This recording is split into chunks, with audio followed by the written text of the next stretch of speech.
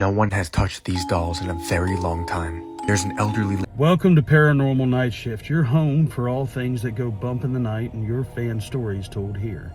Today's story comes from Destiny and Cooper and is entitled, You Heard That Too, Right? Sometimes things are too good to be true. All we got told is that the previous owners of this house just needed to leave. They had some sort of tragedy and decided to leave town, but the bank sold it to us cheap.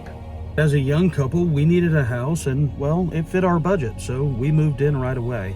But moving into this house was one of the weirdest things ever. It was like somebody just got taken out.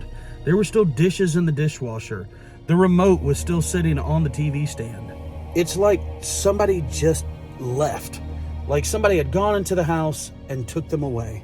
But it was a steal of a deal, and we understood what we were getting into. And my husband and I were never really into the paranormal, so we didn't think anything about it. We'll get a trailer sent out here, we'll clean everything out. Maybe we'll even have a big yard sale or something. That was my husband's plan. 2 days into moving into the house, we still couldn't move our stuff in because there was just so much stuff in the house.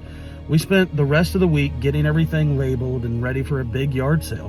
What needed to be thrown away, we threw away, but everything else went out into the yard that morning. Saturday morning, my husband and I sat outside, thinking maybe we'd meet some new neighbors. It was going to be exciting. We had everything set up on tables, everything labeled, everything ready, but by 12 o'clock, nobody had shown up. And this was not some rinky-dink house. This was a pretty big neighborhood. Lots of kids. People had walked by our house, waved to us, but still never came into the yard. We didn't understand any of it, but we didn't sell a single thing at that yard sale. Nobody came into the yard. My husband and I, a little discouraged, boxed everything back up. We threw away a lot more than we should have, but we boxed everything back up and put it into the attic. It'll just stay here. You know, maybe we'll try again in the spring. Whatever. Been an exhausting day, so we were laying in bed early, and about 9 o'clock we heard children laughing. You heard that too, didn't you? Yeah, I did. But my husband was exhausted. He said we saw so many kids playing around. I'm sure it's just kids out in the neighborhood being loud. It's still pretty early. Go back to bed. Mommy, come play. I heard that clear as day. It was loud. It was like coming from the next room. I shook my husband, but he was already awake. He heard it too. He went and searched the house. Searched everywhere, high and low. There's nothing. There's nothing going on. I think we're just tired. We're a little freaked out. Nobody came and said hey to us. This house is just odd. It doesn't feel like home yet, but it will. I promise it will. Go back to bed. He said that, but I know he didn't believe it. He was just as freaked out as I was.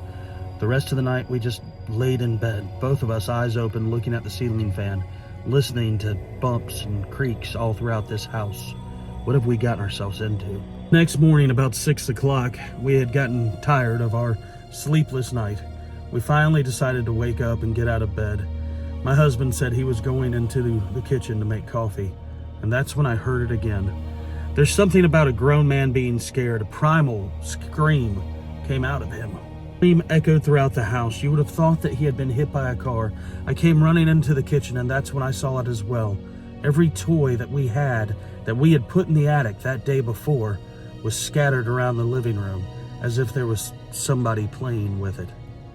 Logic took over and we started to try to talk to each other. We put those back in the attic. Yeah, we did.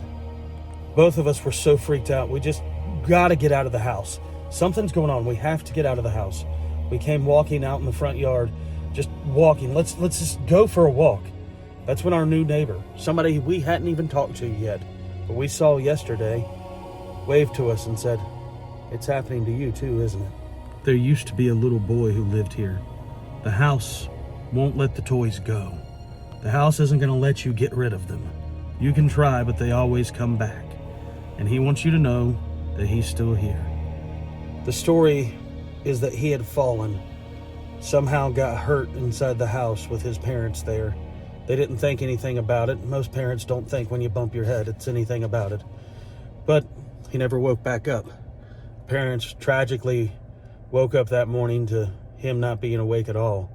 Concussion, he slept through it and never got back. It's a tragic story, but clearly he's still in the house. We told the bank that we couldn't take the house. We had not put any money down. Somehow, some way, we managed to get out of it. I drive by the house all the time. Looks like the new owners are having the same problems.